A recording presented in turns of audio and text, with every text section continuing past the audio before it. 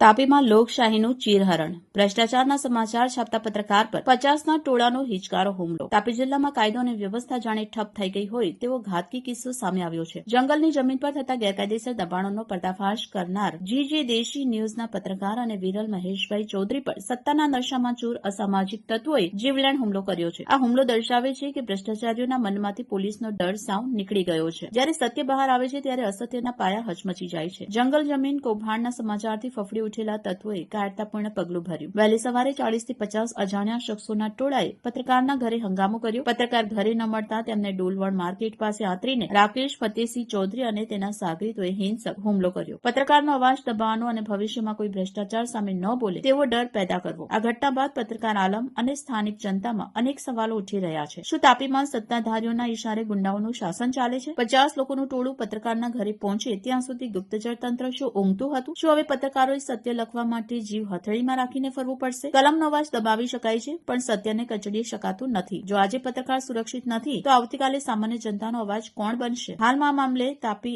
SP અને Dolvan police મથકે ફરિયાદ કરી છે. પત્રકાર સંગઠનોએ ચીમકી આપી છે કે જો આરોપીઓ સામે દાખલારૂપ કાર્યવાહી નહીં થાય તો આંદોલન છેડવામાં આવશે.